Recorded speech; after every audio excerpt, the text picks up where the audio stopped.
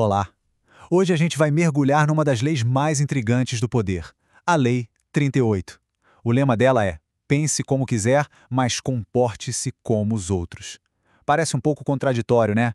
Mas ela fala exatamente sobre aquele equilíbrio delicado entre o que a gente pensa de verdade e como a gente age em público. Bora desvendar isso. E aqui já começa a provocação. Ser totalmente transparente. Falar tudo que vem à cabeça, isso é um ato de coragem ou, na verdade, uma baita imprudência? Muitas vezes, a gente aplaude a autenticidade, mas no jogo social, ser autêntico demais pode ser um tiro no pé. Existe uma tensão enorme entre o que a gente acredita por dentro e o que é, digamos, seguro de se mostrar por fora.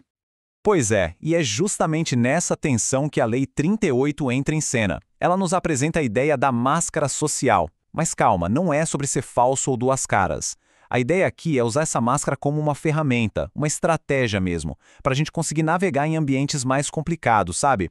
Onde as pessoas são mais conservadoras ou até hostis às suas ideias. Então, a lei, na sua essência, é essa. A sacada não é abandonar suas ideias, sua originalidade. Nada disso. Pelo contrário, a ideia é proteger essas ideias, que às vezes são mais fora da caixa, por trás de uma aparência de normalidade. Pense nisso como uma camuflagem tática. E aqui está o pulo do gato. A aparência é uma tática, uma ferramenta. A sua essência, suas ideias, o que você realmente acredita, isso ninguém tira. Você mantém a sua liberdade de pensar o que quiser, de ser radical nas suas ideias, mas evita comprar briga à toa por causa do seu comportamento. Para a gente entender o peso disso, nada melhor do que ver o que acontece quando alguém decide ignorar essa lei, completamente. Vamos dar uma olhada numa história que serve de alerta, a história de um herói que se recusou a jogar o jogo social. Esse é Coriolano, um herói de guerra romano, uma lenda no campo de batalha. O cara era um gigante, corajoso, respeitado por suas vitórias. Só que, fora da guerra, a personalidade dele, essa honestidade brutal, acabou sendo a sua própria ruína. E essa citação aqui, olha, ela define perfeitamente o problema do Coriolano. Ele simplesmente não tinha filtro. Acreditava que suas ações heróicas já falavam por ele e que suas opiniões, por mais duras que fossem, tinham que ser ditas na lata, sem rodeios. Um erro fatal. E o desastre veio rápido. Primeiro, ele foi publicamente contra a distribuição de grãos, uma medida super popular. Depois, para piorar, ele insultou o povo e seus representantes na cara dura. E quando deram a chance dele se desculpar só para acalmar os ânimos, o orgulho dele não deixou. Resultado, o grande herói de guerra foi expulso da própria cidade. A queda dele não foi por um inimigo, mas pela sua teimosia em não se comportar como os outros. Ok, agora vamos virar a página. Saindo desse desastre, vamos ver o outro lado da moeda. Vamos ver como alguns dos maiores gênios da história usaram essa mesma lei para se dar muito bem e proteger o seu trabalho. Temos aqui duas histórias fantásticas. De um lado, Michelangelo, o gênio da arte, tendo que lidar com um patrocinador poderoso, mas que não entendia nada de escultura. Do outro, Christopher Wren, um arquiteto brilhante, enfrentando o medo sem sentido de um prefeito.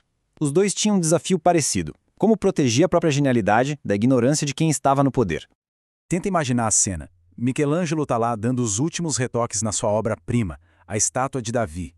Aí chega o patrono dele, o Soderini, um dos homens mais poderosos de Florença, e solta essa: Michelangelo, o nariz tá grande demais. Um palpite de um leigo que podia literalmente estragar a obra. E o que o gênio fez? Bateu boca? Discutiu? Nada disso. Ele subiu no andaime, pegou o cinzel e um punhadinho de pó de mármore que ele já tinha escondido na mão. E aí começou o teatro. Ele fingiu que estava martelando o nariz, bem de leve, enquanto deixava o pozinho cair. Deu toda a impressão de que estava corrigindo, mas na verdade ele nem tocou na estátua. O resultado? Perfeito. Soderini olhou lá de baixo e disse: "Ah, agora sim! Agora você deu vida a ele!" A obra de arte foi salva de uma alteração desnecessária e o ego do homem poderoso ficou intacto.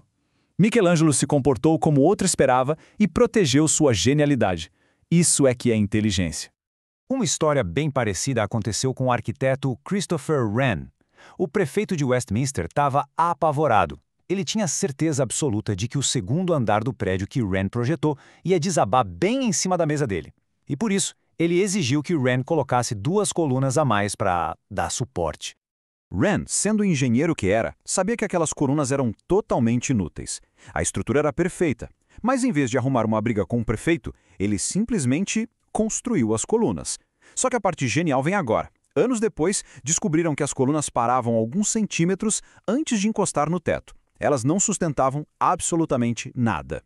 E com isso, a jogada foi de mestre. O prefeito passou o resto da vida trabalhando tranquilo, achando que estava seguro, e o Rand protegeu a integridade do seu projeto, deixando ali, em segredo, a prova de que ele sempre esteve certo. Ele deu ao prefeito a aparência de segurança que ele queria ver.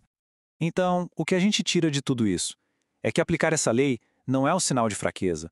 Muito pelo contrário, é uma escolha estratégica, é um sinal de inteligência social. No fim das contas, a lição é a seguinte: é preciso escolher bem as nossas batalhas. Tem hora para confrontar e tem hora para se conformar. Porque as ideias novas, a originalidade, elas são meio frágeis e às vezes precisam ser protegidas para poderem florescer. A aparência vira uma ferramenta, não uma prisão.